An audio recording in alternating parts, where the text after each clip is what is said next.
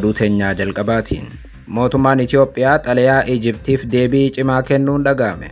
Guyyaa tokko dura Ijipti xalayaa mana maree nageenyaatiif barreessinaan Itoophiyaanis xalayaa wal fakkaataa mana maree nageenyaa dhaabbata mootummoota gamtoomaniitiif ergiteen Ijipti ammallee waliigaltee bara koloneeffattootaatti cicciteetti jechuun Itoophiyaan qeexeetti. Itoophiyaan xalayaa mana maree nageenyaatiif ergiteen waliigalteen tokko jabaan diigamuus ibsiteetti. Gabaasa bal'aa isin biraan geenya. Oduu biraatiin naannoo Tigraay keessatti garee Wayyaaneetii fi raayyaa ittisa biyyaa jidduutti lola dhalateen loltoota TPLF 7 dabalatee namoonni 11 ol du'uun dhaga'ame. Lola kana gareen TPLF itti yaadee banuu jiraattonni ragaa bahaniiru. Bara haarawaa seeneen lola haarawaa jalqabe bal'inaan dhageessu. Oduu biraatiin Ispeen gamtaan Awurooppaa hariiroo Israa'el waliin qabu guutummaatti akka adda kutu gaafatte. Gamtaan Awurooppaa gama isaatiin hariiroo Israa'el waliin qabu gartokkee adda kutuuf dhaadate. Oduudhuma wal qabateen Kaanaadaan illeen hariiroo Israa'el waliin qabdu adda kutuudhaaf keessa deebi'iin ilaalaa jiraachuu ibsiteetti. Biyyoonni Israa'el waliin michuu jabaa turan hariiroo adda kutuudhaaf dhaadachaa kan jiran haleellaa Kaataar irratti raawwatame hordofeeti. Dhimma kanarrattis gabaasa bal'aa isin biraan geenya. Akkam jirtu daawwattootaaf hordoftoota Anolee Global Media. Oduuf odeeffannoo keenya guyyaa irraa tokko jennee jalqabneeti jirra. Odeeffannoo keenya ijoo isaa amma dhageessan guutuu isaa isin biraan geenya. Haga xumura sagantaa keenyaatti dhaggeeffachuun yaada qabdan gara koomentiitiin nuuf barreessaa. Viidiyoon keenya namoota hedduu biraa akka dhaqqabuuf immoo like, share, subscribe godhuun dagatinaa isiniin jenna. Kallattumaan gara gabaasa bal'aattiin isin qajeelcha.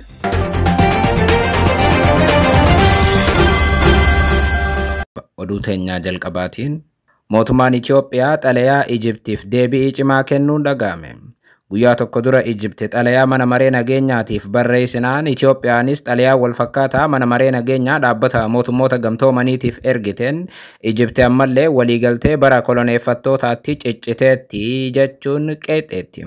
Haaluma kanaan waggaa 14 oliif hidha haaromsaa hidhaatan turte Itoophiyaan bishaanicha guutummaatti xumurtee eebbisiisuu ishee booda atakaaroon isii fi Ijipti jidduutti hammaateera.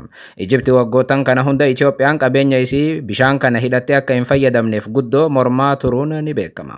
Ta'us garuu jabina mootummaa Itoophiyaatiif uummata Itoophiyaatiin bishaanichi guutummaatti hidhamee eebbaaf ga'e. Amma hidhichi eebbifamu hordofee garuu Ijipti xalayaa guurrachuun gama mana maree nageenyaa dhaabbata mootummoota gamtoomaniitti fiiguu eegalteetti. Kanaanis guyyuma Itoophiyaan bishaan eebbisiisaa turte Ijipti immoo xalayaa mana maree nageenyaatiif barreessitee Itoophiyaa himatte. Xalayaa Ijipti pirezidaantii mana marichaatiif ergite hordofee mootummaan Itoophiyaatis mana maree kanaaf xalayaa wal fakkaataa akka erge arra Aljaziiraan gabaaseera. Haaluma kanaan mootummaan Itoophiyaa mana maree nageenyaa dhaabbata mootummoota gamtoomanii xalayaa ergen Ijipti waliigaltee Kaartum guutummaatti diiguu hubachiiseera jedha Aljaziiraan. Xalayaa sana kan barreessan ministeera dhimma alaa Itoophiyaa ta'uu kan mirkaneesse miidiyaan warra Qaataar kun xalayaa sanaan waliigalteen amma dura biyyoonni sadeen jechuun Ijipt, Suudaanii fi Itoophiyaan mallatteessan sababa Ijiptiin diigamu Itoophiyaan hubachiifteetti jedha Aljaziiraan. Waliigalteen bara 2015 biyyoota sadeen jidduutti mallattaa'e kun Itoophiyaan bishaan isii guutummaatti hidhachuu akka dandeessu kan mirkaneessu yoo ta'u, gama biraatiin immoo Itoophiyaan biyyoota ya'a gadii irraa bishaan guutuu akka hin qabanne yookaan ammoo biyyoonni ya'a gadii kun akka hin miidhamne bishaan gadhiisuu fi akka qabdu kan taasisu ture. Mootummaan Itoophiyaatis waliigaltee bara 2015 sanarra dhaabbachuun hidha haaromsaa waggoottan 14 oliif ijaaree xumuruun amma eebbisiiseera. Haa ta'u malee Ijipti waliigalteen bara 2015 sun gahaa akka hin taane amma dura deddeebiin kaasuun Itoophiyaa waliigaltee dirqisiisaa fudhachuu qabdi jechuun falmiirra turte. Sababa yoo himattus bishaan kun hidhamuun isaa namiidha jetti Ijipti. Akkuma beekamu Masriin ammatti bishaan qulqulluun isiin fayyadamtu harki 97 ol Naayil ture. Mootummaan Itoophiyaa xalayaa amma mana maree nageenyaa dhaabbata mootummoota gamtoomaniitiif ergeen Itoophiyaa waliigaltee bara 2015 mallatteeffame sana hordoftee deemaa akka jirtuu fi biyyoota ya'a gadii miidhuudhaaf fedhii akka hin qabne hubachiifteetti jedhame. Sanaan ala xalayaan guyyaa tokko dura Ijipti mana marichaatiif ergite doorsisa waraanaa akka ta'e Itoophiyaan hubachiisuun manni maree nageenyaa dhaabbata mootummoota gamtoomanii kun dhimmicha sirnaan akka hordofu Itoophiyaan gaafatteettis jedhame. Ministeerri dhimma alaa Itoophiyaa xalayaa sana keessatti mana marichaatiif ergaa dabarseen Ijipti bishaan laga Abbayyaa irratti mirga seena qabeessa jettee waamtu irratti cichuun ishee sammuu koloneeffattootaatiin yaaduu fi mirga biyyoota bishaan qabanii biroo tuffachuudha jechuun Itoophiyaa mana marichaa hubachiifteetti. Itoophiyaan xalayaa sanaan nuti akka biyyoota bishaan kana qooddataniitti mirga Abbayyaa karaa haqa qabeessa ta'een itti fayyadamuuf qabnuu fi biyyoota kaanis haala hin miineen fayyadamuudhaaf qophii ta'uu keenya irra deebi'uun mirkaneessuu barbaannaa jetti Itoophiyaan xalayaa ergiteen. Akkuma guyyaa tokko dura gabaafnee turre immoo Ijipti gama isiitiin xalayaa pirezidaantii mana marichaatiif ergiteen ejjannoon dhiyeenya kana laga Abbayyaa irratti mul'achaa jiru na yaaddeesseeraa jettee turte. Ijipti xalayaa sanaan biyyoonni baha Naayil furmaata haqa qabeessaaf madaalawaa ta'e irraa akka ga'an gargaaruudhaaf waan danda'amu hunda akka gootu mana marichaa hubachiifte. Haa ta'u malee qaamni biraa yookaan immoo Itoophiyaan tarkaanfiiwwan gama tokko seera addunyaa cabsuu fi mirga seenaa biyyoota ya'a gadii lamaan miidhu itti fufteetti jechuun Ijipti Itoophiyaa himattee turte.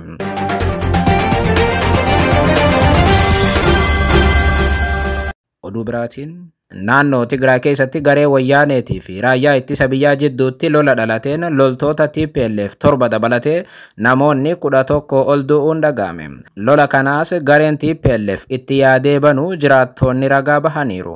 Haaluma kanaan kaaba Itoophiyaa magaalaa Allamaaxaatti waljijjiirraa dhukaasaa fulbana 8,2025 tureen lubbuun namoota naga'aa qofti 4 darbuu fi qabeenyi hedduun miidhamuu jiraattoota wabeeffachuun BBC'n gabaaseera. Jiraattonni magaalatti BBC'n dubbise lama waljijjiirraan dhukaasaa hidhattoota Tigraay fi qaamolee nageenyaa federaalaa jidduutti ta'uu mirkaneessan. Bulchiinsa yeroo Tigraayin kan muudaman kantiibaan magaalaa Allamaaxaa obbo Zinaabuu Dastaa taateen kun magaalichatti mudachuu mirkaneessan. Haa ta'u malee haala siyaasaa hidhattoonni TPLF qawwee hidhatan jedhaniin uumaniin naannicha akka hin jirree fi odeeffannoo bal'aa kennuu akka hin dandeenye dubbatan. Jiraataan naannichaa maqaa isaanii dhoksuun BBC'dhaaf yaada kennan tokko akka jedhanitti waljijjiirraan dhukaasaa kun kan mudate wiixata ganama fulbana 8,2025 halkan keessaa naannoo sa'aatii 3 haga 5 jidduutti ture jedhan. Ummanni rafee waan tureef maal akka mudate adda baasuu kan danda'e erga bari'ee booda jedhan.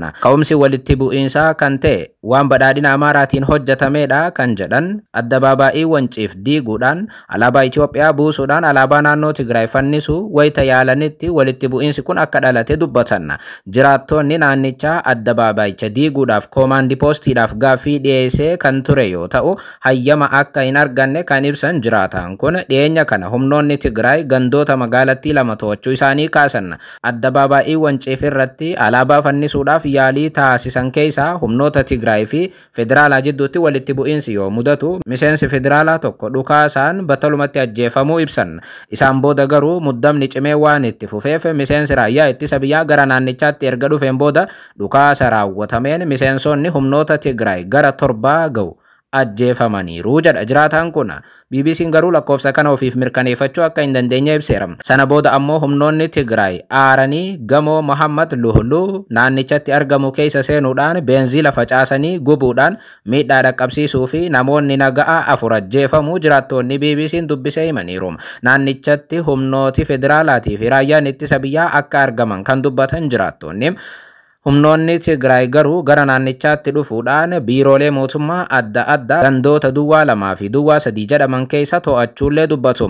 Kun hundi wayita raawwatamutti raayyaan ittisa biyyaa omaa hin goone kan jedhan maqaan isaanii akka hin eeramne kan gaafatan jiraataan biraa kun uummata irratti sodaa guddaa uumuu kaasan. Suuqiiwwan gurgurtaa moobaayilii gamoon Mohammad Luhlu irra turan 4 manni nyaataa baargarii akkasumas ammoo suuqiiwwan gurgurtaa uffataa balaa ibiddaa sanaan barbada jiraattonni ibsaniiru. Hidhattoonni TPLF erga gara magaalattiitti seenanii kaasee uummata irraa miidhaa hedduu gahaniiru kan jedhan jiraataan gara biraa raayyaa ittisa biyyaatii fi humnoota Tigraay jidduutti waljijjiirraa dhukaasaa gara daqiiqaa 30tiif taasifame akka turellee dubbatan. Jiraattonni kunneen hidhattoonni naannoo duwwaa 2 fi duwwaa 3 to'achuu isaanii mirkaneessuudhaan namoonni naga'aa 4 sababa kanaan ajjeefamullee dubbatu. Gaafa fulbana 9,2025 halkan keessaa bakka taraa caatii jedhamu jedhamutti dhukaasa banameen namarra miidhaan akka dhaqqabee simanna. Kanneen ajjeefaman keessaa tokko bakka Machaaree jedhamurraa ka'uun gara Saa'udii imaluudhaaf nama dhufeedha kan jedhan jiraataan kun. Lama ammoo ijoollee hodhaa huccuu gamoo gubate irratti hojjetaa turanidha jedhu. Hidhattoonni Tigraay wal jijjiirraa dhukaasaa keessatti ajjeefamuu dhaga'uu isaanii dabaluunis dubbatu. Jiraattonni naannichaa haala uumameen nahuudhaan kibxata osoo manaa hin ba'in dabarsuunlee dubbatu.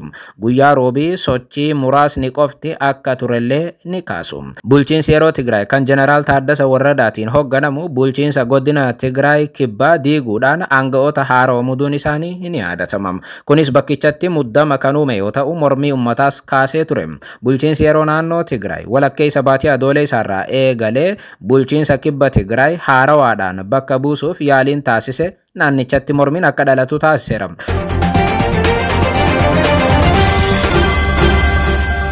Oduu biraatiin Speen gamtaan Awurooppaa hariiroo Israa'el waliin qabu guutummaatti akka adda kutu gaafatte. Gamtaan Awurooppaa immoo hariiroo Israa'el waliin qabu gamtokkeedhaan adda kutuuf dhaadateera. Oduudhuma wal qabateen immoo Kaanaadaan illee hariiroo Israa'el waliin qabdu adda kutuudhaaf keessa deebi'iin ilaalaa jiraachuu beeksifteetti. Yeroo ammaa yakka waraanaa Gaazaatti gaggeessitu jabeessitee kan itti fufte Israa'el michoota ishee baay'ee faana wal dhabuu irratti argamti. Biyyoonni lixaa Israa'el biyya jedhamtu gadi dhaaban guutummaatti harkaas jalaa kaasaa jiru. Maqaa Hamaas balleessuu jedhuun Gaazaatti erga waraanni bara 2023 eegale namoota 70,000 ol Israa'el ajjeefteetti. Namoota ajjeefaman keessaa irra caalaan isaanii daa'immaniif manguddoo akkasumas ammoo dubartoota turan.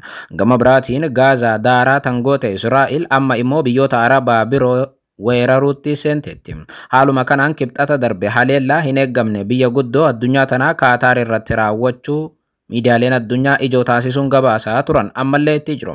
Haleellaan amma Israa'el Kaataar irratti raawwatte guutuu addunyaatti dheekkamsaas kaaseera. Michoonni Israa'el guutuun biyya nagaaf dhaabbatte Kaataar weeraruun Israa'el kun balaa baha jiddu galeessaatti inuu dabalaa jechuun hariiroo Israa'el waliin qaban adda kutuuf dhaadachuu irratti argamu. Haaluma kanaan Speen ibsa laatteen gamtaan Awurooppaa dogoggora seenaa raawwachuu yoo ta'e malee hariiroo Israa'el waliin qabu guutummaatti akka adda kutu gaafateera. Mootummaan Speen yaada pirezidaantiin Koomishinii Awurooppaa Ursula von der waliigaltee gamtaa Awurooppaatii fi Israa'el keessumaa dhimma daldalaa irratti qabu gar tokkoon akka addaan cituuf dhiyeessaniif deeggarsa akka qabdu Speen ibsiteetti. Garuu jedha mootummaan Speen haala namoomaa Falasxiin keessattuu Gaazaa keessatti hammaataa dhufe ilaalchisee hariiroo dippiloomaasiitii fi daldalaa Israa'el waliin jiru adda kutuun ammatti murteessaadha jechuun gamtaan Awurooppaa hariiroo Israa'el waliin qabu guutuu akka adda kutu gaafatteetti. Biyyattiin tuna ministeerri dhimma alaa Speen Jose Manuel biyyi isaanii mootummaa Israa'el irratti tarkaanfii cimaa fudhachuun barbaachisaa ta'uu akka amantu himanna. Gamtaan Awurooppaa mootummaa shororkeessaa itti yaadee mirga namoomaa sarbu waliin itti fufuu hin danda'us jedhanna. Ministeerri haajaa alaa Speen Albares itti dabaluudhaan Speen kanaan dura miseensota mootummaa Israa'el ejjennoo finxaaleeyyii qaban irratti qoqqobbiin akka kaamu gaafattee turtes jedhan. Gama biraatiin muumichi ministeeraa Speen Pedro Sanchez tarkaanfiiwwan 9 Israa'el irratti dhiibbaa gochuudhaaf kaayyeeffate kan labsan yoo ta'u isaan keessaa tokko Israa'el waliin gurgurtaa fi bittaa meeshaalee waraanaa irratti seera dhaabbataadhaan dhoorku kaayuu akkasumas ammoo nama duguuggaa sanyii uummata Falasxiin irratti raawwatamaa jiru keessatti hirmaate kamiyyuu gara Speen akka hin seenne dhoorku labsaniiru.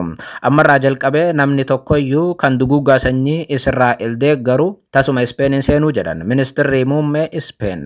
Speen duguuggaa sanyii raawwatameef tasuma akka hin obsine bulchaan biyyattii kun cimsanii dubbatan. Speen ibsa kana kan baafte ibsa gamtaan Awurooppaa guyyaa kaleessaa baase hordofeeti. Gamtaan Awurooppaa gama isaatiin walitti dhufeenya Israa'el waliin taasisaa ture addaan kutuuf dhaadateera.